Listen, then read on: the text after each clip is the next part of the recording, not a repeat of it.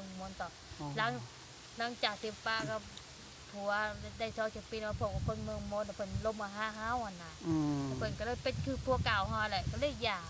แล้วผมก็เลยอยู่จนฮอดปัจจุบันนี้ปล่อยเพิ่นเลยโอ้เจอกับหนุ่มไทยนี่จักปีเลยแต่เจอกับหนุ่มไทยนี่ก็เจอกันไปก็เป็นปีชาวปีเพิ่นแล้วก็แต่เพิ่นมาสัมภาษณ์นะก็เคยอันนั้นผมก็เคยคุยนะแต่ปัจจุบันนี่ก็ไม่ก็มีแต่FCมียศติดต่อเล่นนำกันนะโอ้ตอนนี้ยังติดต่ออยู่บ่ติดต่อก็เป็นเพิ่นก็โทรมาเล่นโทรหยังเดี๋ยวนี้คือดีไดแม่ก็โทรมาถามว่าอันนั้นอยู่ดีพี่แห้งบ่นะมันก็ถามลูกทำหยังอะไรที่เก่าอะไรโอ้ก็น้องเฮามีเพชรใหม่เพิ่นก็บ่ได้เพชรเฮาก็มีนะโอ้แสดงว่ายังใส่เพชรเก่าเนาะแต่โทรศัพท์เครื่องเก่าเฮาใส่ชื่อเพชรเฮาแพงแต่ว่าเขามื้อนี้เฮาใส่แม่น้องตาเฮาเปลี่ยนโทรศัพท์ใหม่เฮาซื้อเครื่องใหม่เฮาได้เป็นเพชรใหม่นะแสดงว่าเพิ่นก็ยังติดต่อคือเก่าเนาะแต่เพิ่นก็บ่ถามข่าวเรื่องลูกเรื่องหยังอะไรอยู่ดีไปแห้งบ่มันก็ถามมันก็อยู่ดีไปแห้งอยู่โลกก็มื้อใดแอบไปแล้วถือว่า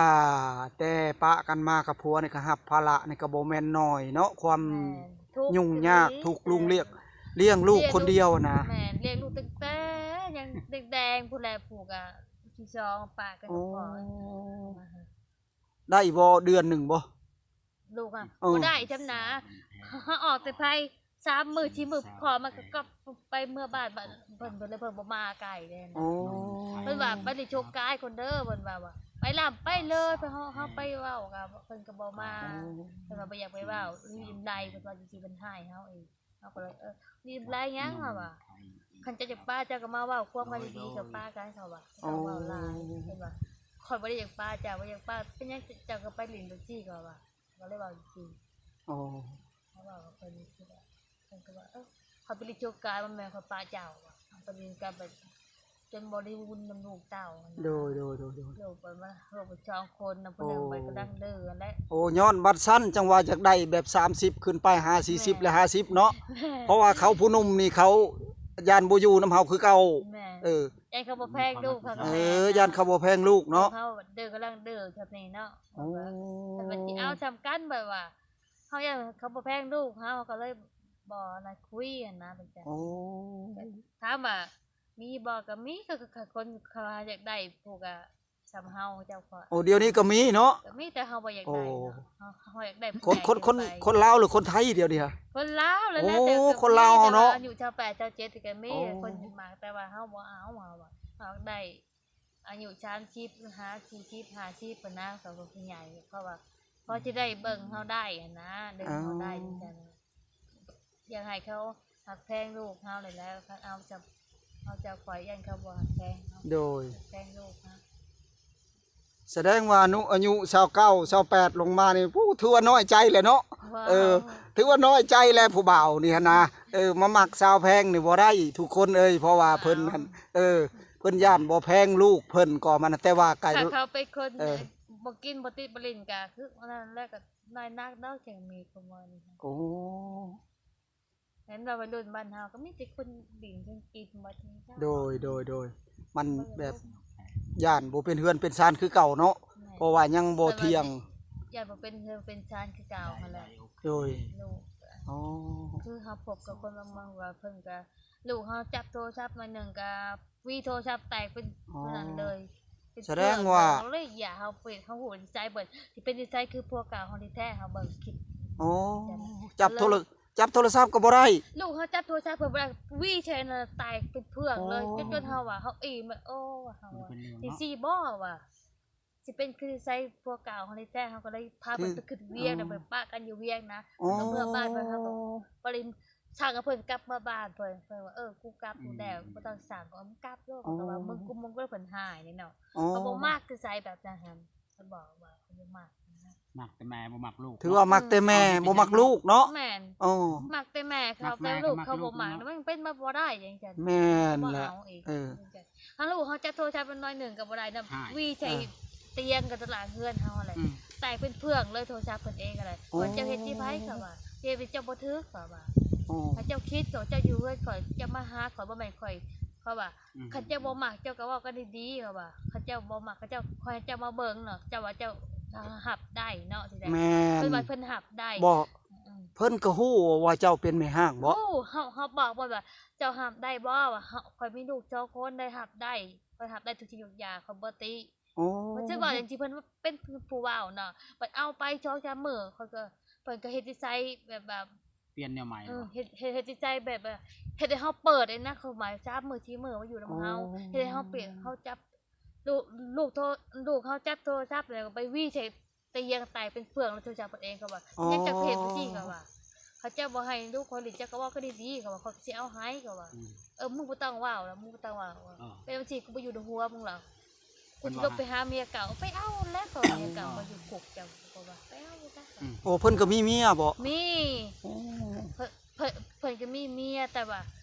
ถ้าเห็นเมียเก่าเพิ่นก็บ่ฮู้ว่าเป็นหยังถึงได้ปากันก็บ่จักเพิ่นมีแต่เมียเก่าเพิ่นก็บ่จักเนาะก็บ่ฮู้เฮาก็โดยแล้วเพิ่นก่อนเพิ่นสิมาหาเฮาก็ถามว่าหับเฮาได้บ่เฮาถามเพิ่น โดย เพิ่นว่าได้ลูกก็หับได้เพิ่นว่าจังซี่ก็เพราะว่าคันว่าเจ้าหับบ่ได้เจ้าก็มาเบิ่งเฮือเบิ่งซ้ายเขาก็เจ้าก็เมื่อเขาว่าเจ้าว่าหับได้บัดมาหาข่อยว่าเจ้าบ่เมื่อน่ะ เจ้าอยู่เลยเขาก็ให้อยู่เนาะอยู่นำกันประมาณทีถึงเจ้าทีก็เลยคอยพาเพิ่นไปหาเงินบัดนี้หาเงินอยู่เฮียนแล้วเพิ่นก็เฮ็ดงานบ่ได้เพิ่นว่าเป็นลอย โอ้ เพิ่นก็เป็นลอยไปเจอเฮ็ดงานแล้วเจ้าก็เมื่อบ้านเจ้าเด้อว่า แต่เอากันทำอิฐนั่นว่าบ่ติเนาะ แม่น บัดเอาไปแล้วแสดงว่าเพิ่นบ่ฮักลูกเฮา แม่นบ่ฮักลูกแล้วเขาจับลูกเฮาจับนี่จังไห้ก็วี่ใส่เตียงบัดนั้นน่ะตีลูกเฮาก็เขาบ่มักใช้จับบ่สิเขาว่าเจ้าก็ไปโลด อ๋อถือว่าเฮาก็รับบ่ได้คือกันแล้วแม่นบ่ มาขอเฮาอันนั้นจะได้ถอกให้เฮาแค่2ล้านน่ะ โอ้เพิ่นทอก2ล้านบ่ ถอก2ล้านกับคนแถวเมืองมนนี่ อ๋อ เพิ่นมาขอแค่ทองเขา2ล้านก็บอกไปซักเงิน2ล้านน่ะเขาไปเฮ็ดงานเดือน1 2เดือนใกล้2ล้านเขาบ่ได้ได้เขาคนแบบที่เขาบ่เอาว่าว่า อ๋อ เขาก็ยั่วเพิ่นไปเวียงเขาก็ไปเวียงว่าเพิ่นว่าเป็นรอยเฮ็ดบ่ได้เขาสั่งเพิ่นกลับไปบ้านเจ้าโลดว่าเป็นจังซี่เขาบ่เอาเดี๋ยวเขาว่าเอาไปเขาก็จะได้กินขี้ตัวเองแล้วบัดนี้เขาจะบ่ได้เรียกคอยดอกเขาสิได้เรียกเจ้าแหละ ถือว่าเพิ่นบ่ฮักเฮาแล้วเฮาก็อยู่บ่ได้แล้วฮักช้ำบ่ฮักเฮาเลยเนาะเพิ่นฮักแต่เฮาพันลูกเพิ่นบ่ฮักหั่นน่ะผู้แม่ก็ห่วย เพิ่นว่าลูกเฮาว่าลูกมึงดื้อนี่แท้มึงบอกโลดว่ามึงกูบ่กลัวว่าเจ้าสิเฮียนว่าจะ เด็ก ถือ หน่อย แล้ว มันก็ดื้อนั่นแหละเนาะ เด็กน้อยบ่ให้ดื้อเนาะไปเป็นบ่ได้มันบอกเด็กน้อยลูกไผบ่ดื้อบ่มีดอกไปหาโลดก็ว่า โดย ไป โดย หาไม่ลูกเทียคนจะไปเอาโลดว่าลูกก็บ่ดื้อต้องมีผู้หนึงว่า โดยโอ้ ก็ว่าตัดสินใจว่าขอยก็ไว้ปาบัดนี้ บอกเป็นเลย ไว้ปาเอาบ่ได้อย่างเงี้ย น่าเห็นใจเนาะความลำบากแบบนี้แหละอยู่ทางคุมื้อนี่เลี้ยงลูกทางใหญ่ทางคุมื้อนี่ ถือว่าบัดนี้เลยสิตัดสินใจใหม่อีกเนาะ ตัดสินใจใหม่บัดนี้คันว่าสิมีผู้มาคบมาหยังก็ขอให้เจอแต่ผู้ใหญ่กว่าเฮา โดย แต่ว่าอายุเจ้า7เจ้า8บ่เอา เพราะว่าเพิ่นสิเที่ยงน่ะเนาะ แม่ อ๋อ ขอให้อายุ30 40 50มันเอาได้นะจังซั่นนะก็มีผู้มาหมักบางอย่างนะได้30 50 50ได้ อ๋อแสดงว่าเปิดโสดทุกคนเลยสาวแพงเพิ่นเปิดโสดหลังจากครองโสดมาประมาณ 6-7 ปีแล้วทุกคนเพิ่นกัดทุยถือว่าสุดยอดทุกคนดนพอสมควรว่าซั่นแหละเฉพาะครองโสดมานี่ผู้ใดมากับเพิ่นยังบ่เอาอยู่นี่เดียวนี่หั่นตอนนี้เพิ่นเปิดแล้วทุกคนเฉพาะหนุ่มโสดเฮานะสาวโสดเฮาเปิดถือว่าเต็มร้อยตอนนี้หั่นแต่ว่ามีข้อแม่ทุกคนข้อแม่บ่ได้อายุ35 40 50ทุกคน60เพิ่นก็บ่เอาคิดจะจิกก็บ่เอาเด้อถือว่า29 28ลงมาเพิ่นก็บ่เอาอีก ไปก็เอา โอ้ยตายแล้วทุกคนบ่แล้วก็บ่เอาสิก็ว่าเจ้า28 27 29ก็บ่เอาอันนี้ชัดชิปคือจะเอาแต่เบิ่งเพิ่นนี่ยังงามซ้ำผู้สาวซุมน้อยนะผู้บ่าวซุมน้อยจักได้นี่น่าจะบ่ได้แหละทุกคนเลยลมนะพ่อมาแล้วแต่ว่าต้องลองจีบลองเบิ่งบางเทื่อถึกใจเพิ่นก็มีผู้ดีก็คือว่าก็สาธุกับผู้ดีกันเนาะกับผู้บ่ติดดินติดกินก็ค่อยอันนั้นเป็นเฮ็ดเป็นชาได้ก็ว่าเอาหั่นนะโดยแสดงว่าสิไปไสก็ยากนำลูกเนาะแม่ค่าจังลูกสิไปจังค่าลูกมันว่าจะไปหาเงินกับแม่พ่อแม่เพิ่นก็ให้ไปอยู่แต่ให้ไปแต่เวียงเนาะ ไทยเพิ่นบ่อยากให้ไป มัน นะ แบบมันไกลเนาะ แม่เพิ่นคิดแบบว่าเพิ่นเป็นห่วงเฮาน่ะอีกอย่างก็เฮาบ่มีพี่น้องอยู่ฝั่งไทยแม่นบ่ โดย เฮาแบบพี่น้องเฮาบ่มีไผอยู่ไทยตอนนี้แบบว่ามีแต่ไปเฮ็ดงานอยู่เวียดนะอ้ายเฮาก็ไปเฮ็ดงานอยู่เวีย โด ด ยมันยากเลยน้องเอ้ยไปแล้วเฮาสิมาหาลูกเฮามันก็ยากมันไกล เฮามีพี่น้องอยู่ แม่น แต่เฮาก็เลยมายากไปยากนะเพิ่น แม่ บ่ให้ น เพิ่นบ่ให้ไปน่ะคืออย่างเช่นคือลมกับคนไทยเพิ่นให้ไปช่วงนั้นพุ่นแหละตั้งแต่ FC มาถ่ายพุ่นแหละ โอ้ เพิ่นให้ลงไปหาแล้วมาห้ามบ่เขาเป็นจังซี่เดี๋ยวก็บ่ต้องคุยกันเขาก็ตัดสินใจบ่ต้องคุยกัน โอ้ มีแต่ให้ลงไปหา เพิ่นบ่ได้มาจักเทื่อเนาะ บ่เคยเห็น โอ้ หน้ากัน เห็นหน้าแต่ทางกล้องทางโทรศัพท์ แม่น โอ้ เห็นหน้าทางเฟซทางไลน์แต่บ่เคยเห็นตัวจริงนะเขาสิไปจังได๋เขาก็บ่ไปเลยเนาะ โดย แต่ FC หลายคนก็ว่านั่นตัวแต่เอาเงินเขาจังได๋ที่เขาก็เลยยกเลิกเลยไปได้ช่วงเขาถ่ายคลิปเขาก็ว่าชุมอ้ายบ่ต้องมาถ่ายน้องเด้อเขาก็เลยว่า โอ้ มี FC หลายเฮาหลายพิมพ์มาทางเฮาเองนี่ เขาก็เลย เป็นว่าซั่นบ่ ถ่ายแม่นนั่นแหละเขาก็ว่าบ่แม่นเขาหรอกว่าพอก็เลยว่าน้องก็เลยว่า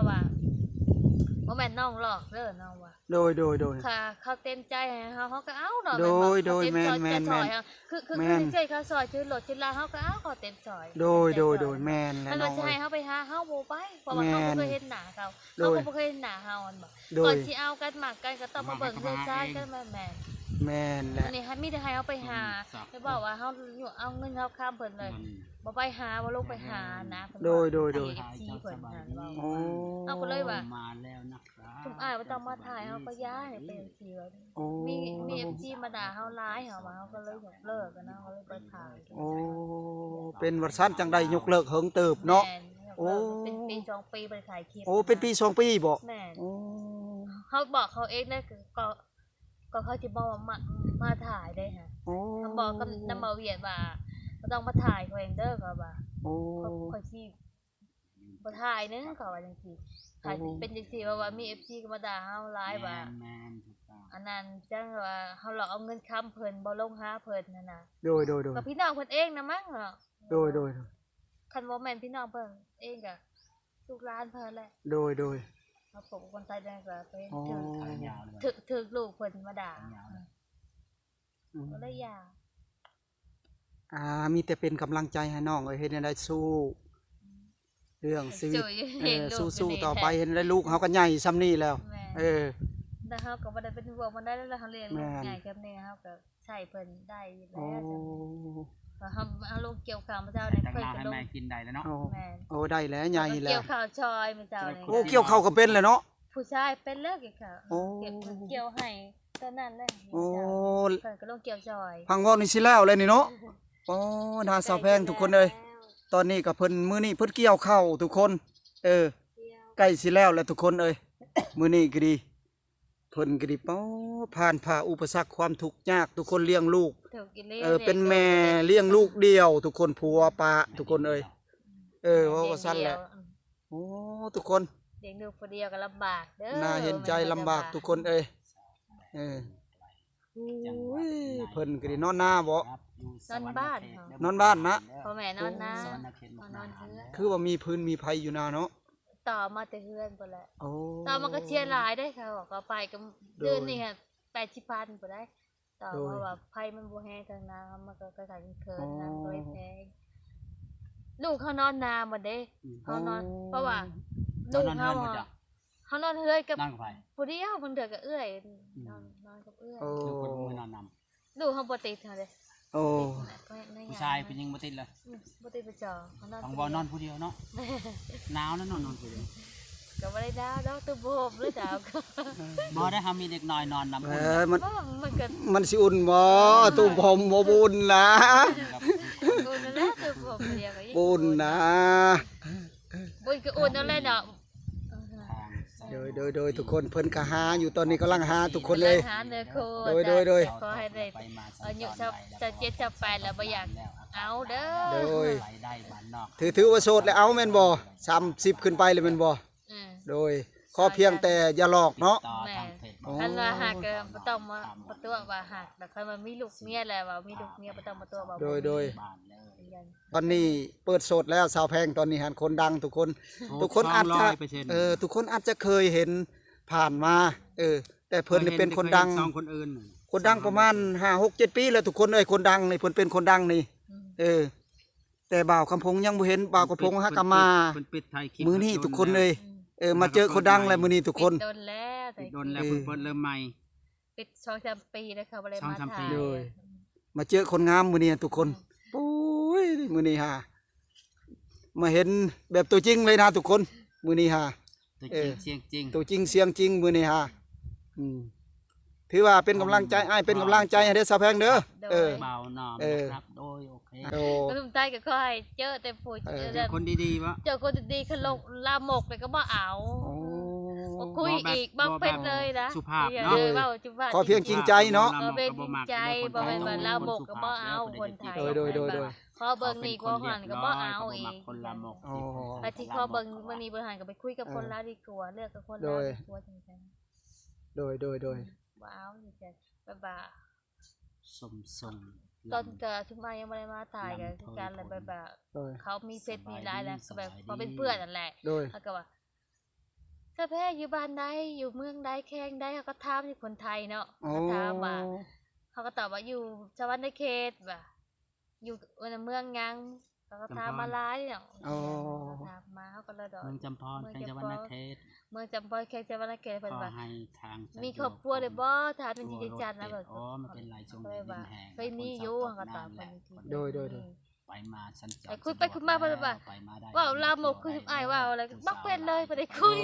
บ่มักแต่ สิ นั้น โอนเมือง จัง นองไปได้บ่ว่าเกี่ยว โดย ลูกก็ใหญ่ซำนี่แหละเนี่ยได้ก็มีแต่ แห้งลูกใหญ่จำเนี่ย โด ก็ ย มีแห้งหน่อยเนึง เพิ่นเปิดโสดแล้วสาวแพงก็ดีตอนนี้ มีหยังก็ทักคุยกับเพิ่นก็ได้บ่เป็นหยังทุกคนโอ้ทุกคนเอ้ยถือว่าคลิปมาเฮานี่ก็สิได้จบซ้ำนี้ก่อนเด้อทุกคนเด้อขอกราบคำว่าสบายดีภาคติดตามคลิปหน้าทุกคนสบายดีสาวแพงจบซ้ำนี้ก่อน